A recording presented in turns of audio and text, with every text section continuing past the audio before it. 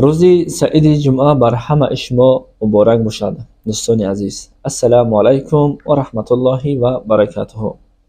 امیدوارم همه شما خوب هستید.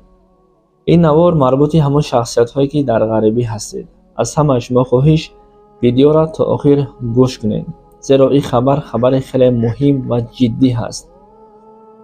برای دیگران هم دیدن در زیر نوار لایک مانید تا که همین نوار ما پهن شود. خداوند از شما راضی باشد.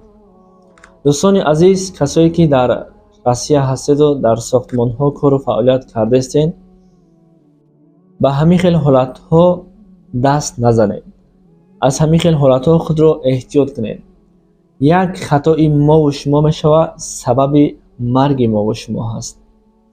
امروز ها بسیاری ما و شما در ساختمان کار میکنیم، در هر کجای باشه کار میکنیم، اما امانس یا اینکه همو منیستهایی که برای رید پرایوت که میآیند میگریزیم. بسیاری ها را دیدیم از بلندی ها پرتافتند. شخصیت را دیدم که از دوم اتاج، یعنی که دوم آشیانه این وگان خودش پرتافتگی. از شما بسیار بگیره هم منیسته ها 2000 اینکه 5000 میگیره. خدای نکنه وقتی شما خود را میپرتوید اینجا یک جای شما میشکنه، یا که یک سبب میشود که سبب مرگ شما میشود. این مرگ است. مرگ با همه چی سبب شدنش ممکنه. از بحر همون 2000 اینکه 5000 روبل بگذارین نگریزید. یک شهروند جمهوری ازبکستان دیروز هنگامی رید رفتن از دوم آشیانه خشم پرتویا، اما هنگامی پریدن چخه کجله میآید و گردنش میشکنه میمبره. همو مقصد پرایوت که آمردن شما حجت دارین، به حجت نیستین، به پاسپورت نیستین. خوب بگیم که رجیستراسیتون مقصد در دنی نیست، پاتن نداره، میکی جریمه شما نبگیم 10,000. این حالت ها بسیار شدید است. از همین خیل حالت ها خودتون پیشگیری کنید. در هر کجایی نباشین، آمدن قبول تا حد امکان بجا شوین، میکی از بلندی ها نپرتوین. ما از سحر تا بگره کار میکنیم، یک ماه کار میکنیم، 70 80 یا اینکه 60,000 معاش میگیریم. در یک ماه یک بار یا اینکه دو بار رید میشوم. از بحر همون 2000 که 5000 نه 10,000 بگذارید. اگر به حجت باشید، علاجش باشه حجت کنید. یگان دولت به حجت شما را راه نمیده. همه عیب و نقصان، همه کمبودی ای با خواهش ما و شما های.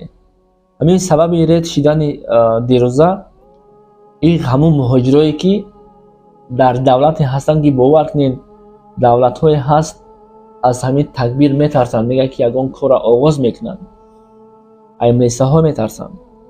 او رقص بازی، او سرود بلند میمونین در قد کوچه ها مقصد رقص میکنین، او خونه پدر شما نیست. وقتی حاجی همه جا در سامانه ها اجتماعی نشر میکنه، میگه این احوال میگرانت ها، ببینید میگرانت ها میگه، بعد نسبت شما رید میکنه، میگه این میگرانت ها مست شدگیان. شما کدامتون همین خیل در قد کوچه ها، نه تنها در روسیه، در تاجیکستان هم باشین، در همون قشتاق یا در دهه ها یا که در شهر ختان هم باشین، همین حالت را بکنین، یک کس نه یک کس نسبت شما گم میزنن یا نه؟ البته گم میزنن. برای همین دوستان عزیز، برای همین خیل حالت ها را پیشگیری کردن، برای بخواین که غریبات تینج آرام بگرده، اول شما تین باشین.